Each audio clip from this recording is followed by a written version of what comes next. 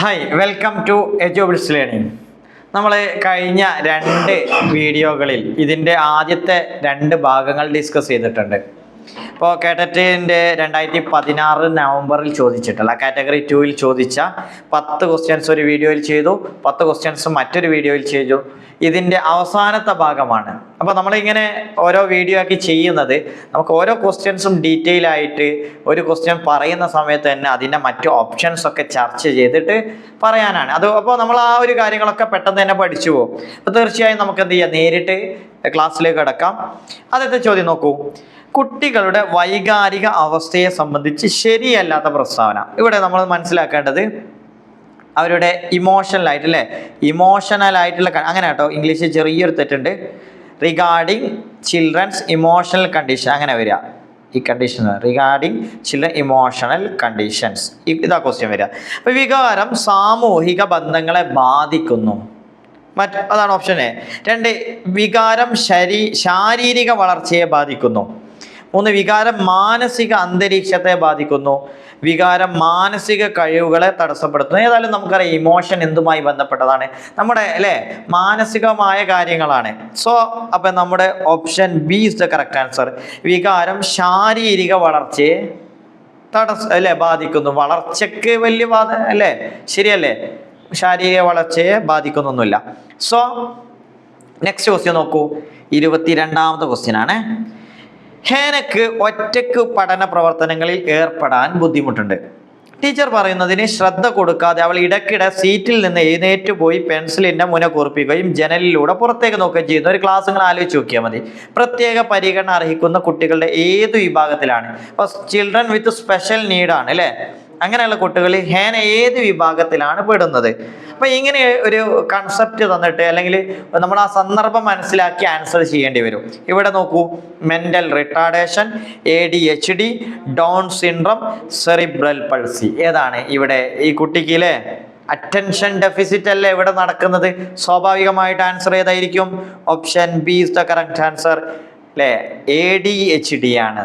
Okay, next question നോക്കൂ. 23ാമത്തെ ചോദ്യം. വ്യത്യസ്തങ്ങളായ ക്ലാസ് റൂം പ്രവർത്തനങ്ങൾക്കായി ശോഭ ടീച്ചർ കുട്ടികളെ ഗ്രൂപ്പുകളായി തിരിക്കാറുണ്ട് ക്ലാസ് റൂമിലെ ആക്ടിവിറ്റീസിന് വേണ്ടി. അവിടെ സ്വന്തം അഭിപ്രായങ്ങൾ പങ്കുവെക്കുന്നതിനും സംവാദങ്ങളിൽ ഏർപ്പെടുന്നതിനും കുട്ടികളെ പ്രോത്സാഹിപ്പിക്കാറുണ്ട്. ഇത്തരം തന്ത്രങ്ങൾ ഉപയോഗിക്കുന്നത് കൊണ്ട് കുട്ടികളിൽ വികസിപ്പിക്കപ്പെടുന്നു. ഇവിടെ ടീച്ചർ എന്താ ചെയ്യുന്നത്? കുട്ടികൾക്കിടയിൽ ഡിബേറ്റ്സ് അതുപോലെ തന്നെ ഒപ്പീനിയൻസ് അതിനെക്കുറിച്ച് അവർ സംസാരിക്കുന്നു. അതുപോലെ തന്നെ പല ആക്ടിവിറ്റീസ് കൊടുക്കുന്നു. അപ്പോൾ ഇവിടെ നോക്കൂ, ഇവിടെ ഷെയർ ആൻഡ് ഡിബേറ്റ്, അവരുടെ വ്യൂസുകൾ ഷെയർ ചെയ്യുന്നു. അവർ പരസ്പരം ഓരോ കാര്യങ്ങളെക്കുറിച്ച് സംസാരിക്കുന്നു. അപ്പോൾ ഇങ്ങനെയുള്ള ആക്ടിവിറ്റീസ് കൊടുക്കുന്നത് എന്തിനാണ്? വാചിക ബുദ്ധി ഇങ്ങനെ ഉപയോഗിക്കുമ്പോൾ കുട്ടികൾ അവരുടെ വേർബൽ ഇൻ്റലിജൻസ് വികസിക്കപ്പെടുന്നുണ്ടോ? ബോഡിലി കിനസ്തറ്റിക് ഇൻ്റലിജൻസ് ആണോ, അതല്ലെങ്കിൽ ഇൻട്രാ പേഴ്സണൽ ആണോ, ഇന്റർ പേഴ്സണൽ ആണോ? നിങ്ങൾ ആദ്യം മനസ്സിലാക്കേണ്ടത് ഈ ബുദ്ധി ഇന്റലിജൻസ് എന്തുമായി ബന്ധപ്പെട്ടതാണ്? നമ്മൾ നേരത്തെ ഇന്റലിജൻസിന്റെ എത്ര ക്വസ്റ്റ്യൻസ് വന്നു? അപ്പോൾ ഇന്റലിജൻസുമായി ബന്ധപ്പെട്ട മറ്റൊന്നാണ്. ഇത് ഏത് ഇന്റലിജൻസ് ആണെന്ന് മനസ്സിലാക്കണം. ഇത് നമുക്കറിയാം ഹവാർഡ് ഗാർഡനറുടെ മൾട്ടിപ്പിൾ ഇന്റലിജൻസ് മൾട്ടിപ്പിൾ ഇന്റലിജൻസുമായി ബന്ധപ്പെട്ടതാണ്. അപ്പോൾ ഇത് വളരെ ഇമ്പോർട്ടൻ്റ് ആയിട്ടുള്ള ഒരു കാര്യം കേട്ടോ. മൾട്ടിപ്പിൾ ഇന്റലിജൻസ് വളരെ ഇമ്പോർട്ടൻ്റ് ആയിട്ടുള്ള ഒരു ഏരിയ ആണ്. ഇവിടെ നമുക്കറിയാം ക്ലാസ് റൂം ആക്ടിവിറ്റി. ഇവിടെ കുട്ടികൾ ആക്ടിവിറ്റി എന്ന് പറഞ്ഞാൽ അത് സ്പോർട്സ് അല്ലല്ലോ. ഇവിടെ അവരുടെ അഭിപ്രായങ്ങളല്ലേ പങ്കുവെക്കുന്നത്. സ്വാഭാവികമായിട്ട് അതെന്താണ്? ഇന്റർ പേഴ്സണൽ ആണ് ഇന്റർ പേഴ്സണൽ. ഇൻട്രാ പേഴ്സണൽ നമ്മൾ പറഞ്ഞു അത് സൈക്കോളജിസ്റ്റിൻ്റെ ഒക്കെ ഇൻ്റലിജൻസ് ആണ്. സൈക്കോളജിസ്റ്റ് ഒക്കെ ഉഷാറാവുന്നത് അവർക്ക് ഇൻട്രാ പേഴ്സണൽ. ഇപ്പോൾ സന്യാസിമാർ, അതുപോലെ മതപരമായ കാര്യങ്ങളൊക്കെ മുനിമാർ, ഇങ്ങനത്തെ ആളുകളൊക്കെ എന്തായാലും അവർക്ക് ഇൻട്രാ പേഴ്സണൽ ആയിരിക്കും. ബോഡിലി കിനസ്തെറ്റിക് നമുക്കറിയാം, സ്പോർട്സ് താരങ്ങൾക്ക്, ഡാൻസേഴ്സ്, ഇവർക്കൊക്കെ ബോഡിലി കിനസ്തെറ്റിക് ആയിരിക്കും. നെക്സ്റ്റ് നോക്കൂ. രോഹിത് ഒരു ദിവസം സ്കൂളിൽ പോകാതിരിക്കാൻ ആഗ്രഹിക്കുന്നില്ല, ഒരു ദിവസം പോലും. കാരണം അത് സ്കൂൾ നിയമത്തിനെതിരാണ്. ഇവിടെ രോഹിത്തിന്റെ കാരണം എന്താണ്? സ്കൂൾ നിയമത്തിന്റെ ലോക്കെതിരാണ്. അവന്റെ അഭിപ്രായം. കോൾബർഗിന്റെ നൈതിക വികാസത്തിൽ ഏതു ഘട്ടത്തിലാണ് രോഹിത്തിനെ ഉൾപ്പെടുത്തുന്നത്? നമുക്കറിയാം മോറൽ ഡെവലപ്മെന്റ് ആരുടേതാണ്? നമ്മുടെ കോൾബർഗിൻ്റെതാണ്. അപ്പോൾ അദ്ദേഹത്തിൻ്റെ ഈ സ്റ്റേജുകളിൽ ആ മോറൽ ഡെവലപ്മെന്റ് സ്റ്റേജസുകളിൽ എവിടെയാണ് വരുന്നത്? കൺവെൻഷണൽ ലെവലാണോ ഫസ്റ്റ് അല്ലേ, അതല്ലെങ്കിൽ പ്രീ കൺവെൻഷണൽ ലെവലാണോ, പോസ്റ്റ് കൺവെൻഷണൽ ലെവലാണോ, സെൻസറി മോട്ടോർ ലെവലാണോ? നമുക്കറിയാം സെൻസറി മോട്ടോർ ലെവൽ അങ്ങനെ ഒരു ലെവലില്ല. പിന്നെ ആദ്യത്തെ 3 എണ്ണം നോക്കാം. അതിൽ എവിടെയാണ് ഏതാ നിങ്ങൾ ആലോചിച്ച് നോക്കി. ഇപ്പോൾ രോഹിത് അവിടെ എന്താ ചെയ്യുന്നത്? പേടി കൊണ്ടാണോ ഇങ്ങനെ ചെയ്യുന്നത്? അല്ല. പിന്നെയോ ഒരു സ്കൂൾ നിയമത്തിന് ലോ ആൻഡ് ഓർഡർ, ഇത് ഏതുമായി ബന്ധപ്പെട്ടതാണ്? ഇത് നമുക്കറിയാം, അത് കൺവെൻഷണൽ ലെവലാണ്. അതായത് സെക്കൻഡ് ലെവൽ കൺവെൻഷൻ ലെവലാണ് വരുന്നത്. ഇതിൻ്റെ ഒരു ഡീറ്റെയിൽ ആയിട്ട് തന്നെ നമുക്ക് ഇതിൽ പറയാം. നമ്മൾ എല്ലാ ക്വസ്റ്റ്യൻസിൻ്റെയും ഓപ്ഷൻസുകൾ ഡിസ്കസ് ചെയ്യാറുണ്ട്. അപ്പോൾ ഈ വീഡിയോയിൽ നമുക്ക് ഈ നൈതിക വികാസം അതല്ലെങ്കിൽ മോറൽ ഡെവലപ്മെൻറ്റ് അതിനെക്കുറിച്ചൊന്ന് പഠിക്കാം. അപ്പോൾ പ്രീ കൺവെൻഷണൽ മൊറാലിറ്റി എന്ന് പറയും. അത് 4 മുതൽ 10 വയസ്സ് വരെ കുട്ടികൾ ഇതാണ് ഉണ്ടാവുക. അപ്പോൾ എന്താ സംഭവിക്കുന്നത്? At this stage children decisions are primarily shaped by the expectation of adults. അല്ലേ, വലിയ മുതിർന്ന ആളുകളുടെ എക്സ്പെക്ടേഷൻസ് അനുസരിച്ചായിരിക്കും. അതുപോലെ consequence for breaking the rules, ഒരു നിയമം തെറ്റിച്ചാൽ അടി കിട്ടും അല്ലെ, ചീത്ത കേൾക്കും എന്നൊക്കെ ഇങ്ങനെ ആലോചിച്ചു കൊണ്ടായിരിക്കും കുട്ടികളുടെ അവരുടെ ധാർമ്മികത ആ സമയത്ത് ഷേപ്പ് ചെയ്യുന്നത്.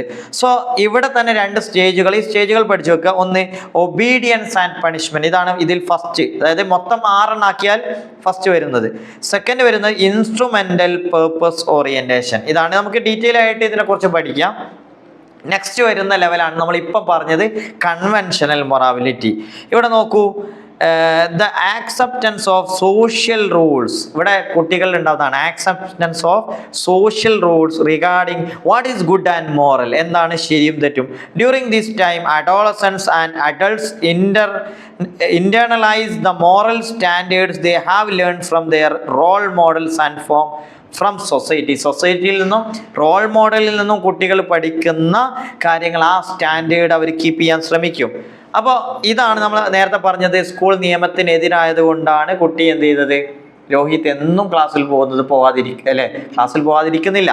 സ്വാഭാവികമായിട്ട് ഇതിൻ്റെ 3ാമത്തെ ലെവലാണ് good boy good girl orientation അല്ലേ. 2ാമത്തെ ലെവലിൽ പെട്ടതാണ് good boy good girl orientation. ഇത് ചോദ്യം വരാറുണ്ട് കേട്ടോ, ഇത് വെച്ച് ചോദ്യം വരാറുണ്ട്. Good boy good girl orientation അത് ഏത് ലെവലിലാണ്?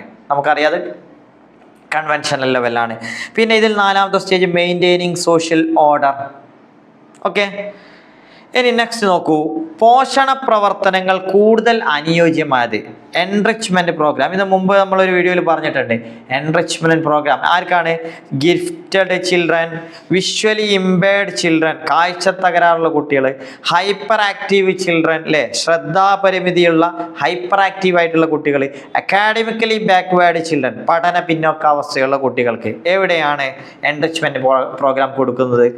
Option A is the correct answer, gifted children. ഇവിടെ നമുക്കറിയാം, ഗിഫ്റ്റഡ് ചിൽഡ്രന് നമ്മൾ ഡബിൾ പ്രൊമോഷൻ കൊടുക്കാറുണ്ട്. ഡബിൾ പ്രൊമോഷൻ നമ്മൾ പറഞ്ഞിട്ടല്ലേ. പിന്നെ അതുപോലെ തന്നെ ആക്സിലറേറ്റ്, ശീഘ്ര പഠനം അല്ലേ, ആക്സിലറേറ്റഡ് ഇത് കൊടുക്കാറുണ്ട്, ലേണിംഗ് കൊടുക്കാറുണ്ട്. ഇങ്ങനെയുള്ള കാര്യങ്ങളൊക്കെ അതുപോലെയാണ് അവർക്ക് എന്ത് ഗിഫ്റ്റഡ് ചിൽഡ്രൻ കൊടുക്കുന്നതാണ് എൻറിച്ച്മെന്റ് പ്രോഗ്രാമും. ഓക്കെ, ഇനി 26ാമത്തെ ചോദ്യം നോക്കൂ. രൂപിമകൾ, അതായത് മോർഫീം, ഇംഗ്ലീഷ് ഒന്ന് വായിച്ചു നോക്കി. മോർഫീം എന്ന് പറഞ്ഞാൽ എന്താണ്? സ്മോളസ്റ്റ് ഡിസ്റ്റിങ്റ്റീവ് സൗണ്ട് യൂണിറ്റ്, ചെറിയ ശബ്ദശകലങ്ങൾ. ഫസ്റ്റ് സ്റ്റേജ് ഓഫ് ലാംഗ്വേജ് ഭാഷാ വികാസത്തിൻ്റെ ആദ്യഘട്ടം. അതല്ലെങ്കിൽ ഡിസ്കറേജ് ഇൻ ലാംഗ്വേജ് ഡിസ്കറേജ്, ഭാഷയിലെ വ്യവഹാരം. ഡിസ്കോസ് എന്നാട്ടോ, ഡിസ്കറേജ് അല്ല, ഡിസ്കോസ് ഇൻ ലാംഗ്വേജ്, ഭാഷയിലെ വ്യവഹാരം. Smallest meaning full language unit. അപ്പോൾ നമുക്കറിയാം, മോർഫിയം എന്ന് പറഞ്ഞാൽ ഒരു ലാംഗ്വേജിൻ്റെ ചെറിയൊരു യൂണിറ്റ് ആണ്. പക്ഷെ ഇവിടെ 2 എണ്ണം ഉണ്ട്.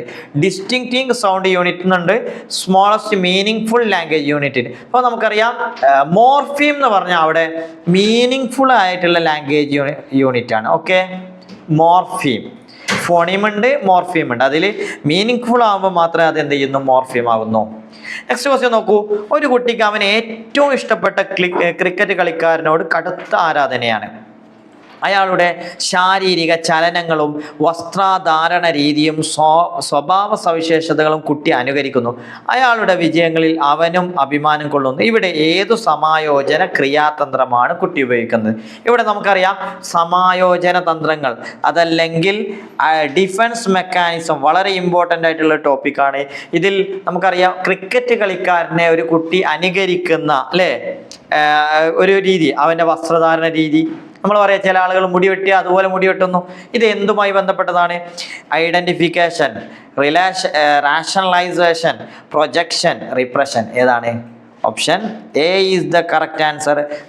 ഐഡന്റിഫിക്കേഷൻ, അതല്ലെങ്കിൽ താദാത്മീകരണം. നമുക്കറിയാം യുക്തീകരണം ഉണ്ട്, ന്യായം പറയാറുണ്ട്. എന്ത് യുക്തീകരണ? ഞാൻ പരീക്ഷയിൽ തോറ്റത് ടീച്ചർ മോശമായതുകൊണ്ടാണ് അല്ലേ, അങ്ങനെ ഉണ്ടാവാറുണ്ട്. അതുപോലെ പ്രൊജക്ഷൻ, പ്രക്ഷേപണം, നമ്മൾ പറയാറുണ്ട് പ്രക്ഷേപണം. റിപ്രഷൻ, മനസ്സിൽ അടിച്ചമർത്താം. അപ്പൊ ഇങ്ങനെ കുറെ സമായോജന തന്ത്രങ്ങൾ ഇതിലില്ലാത്തതുണ്ട് അല്ലേ. തീർച്ചയായും നമുക്കത് ഡിസ്കസ് ചെയ്യാം. അടുത്തൊരു ക്വസ്റ്റ്യൻ നോക്കൂ.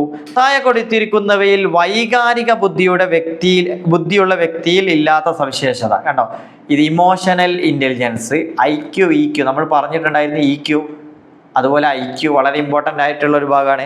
അപ്പോൾ ഈ ഇമോഷണൽ ഇന്റലിജൻസ് അല്ലേ, അങ്ങനെയുള്ള വ്യക്തിയിൽ ഇല്ലാത്ത സവിശേഷത ചോദിച്ചത് കേട്ടോ. തൻ്റെ വികാരങ്ങൾ തിരിച്ചറിയുന്നു. അതുണ്ടല്ലേ, ഒരു ഇമോഷണൽ ഇന്റലിജൻസ് ഉണ്ടെങ്കിൽ ആ വ്യക്തിക്ക് വികാരങ്ങൾ തിരിച്ചറിയാനുള്ള കഴിവുണ്ട്. തൻ്റെ മാത്രം വികാരങ്ങൾ മുൻനിർത്തി പ്രവർത്തിക്കുന്നു. മറ്റുള്ളവരുടെ വികാരങ്ങൾ മനസ്സിലാക്കുന്നു. ശരിയാണ്, മനസ്സിലാക്കുന്നുണ്ട്. ആരോഗ്യപരമായ ബന്ധങ്ങൾ സ്ഥാപിക്കുന്നുണ്ട്. ഒരു ഹെൽത്തി റിലേഷൻഷിപ്പ് അവർ കീപ്പ് ചെയ്യുന്നുണ്ട്. സ്വാഭാവികമായിട്ട് ഇവിടുത്തെ ആൻസർ ഏതാണ്?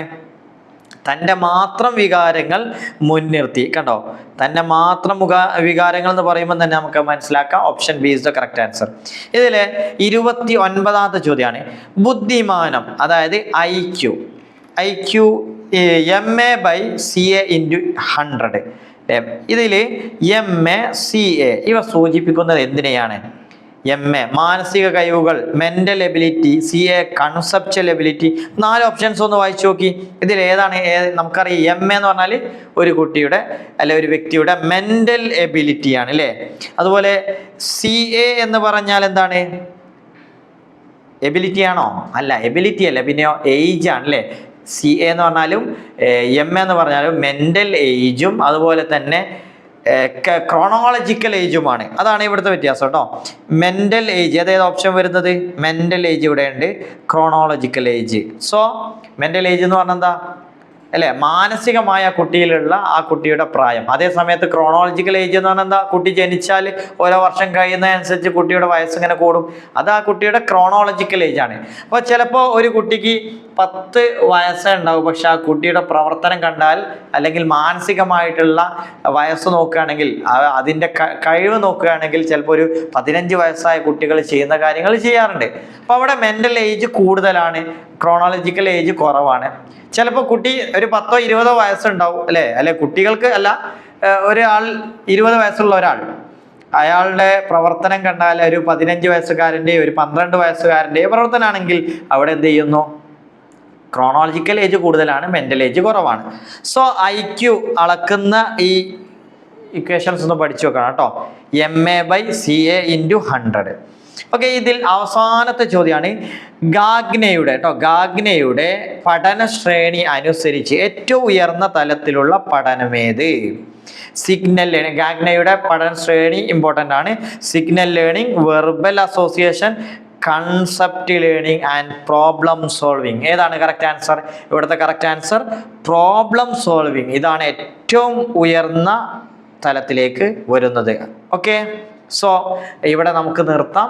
തീർച്ചയായും ഒരുപാട് നല്ല ചോദ്യങ്ങൾ നിങ്ങൾക്ക് ഈ വീഡിയോയിലൂടെ ലഭിച്ചു എന്ന് വിശ്വസിക്കുന്നു. തീർച്ചയായും നല്ലൊരു വിജയം ആശംസിക്കുന്നു. Thank you.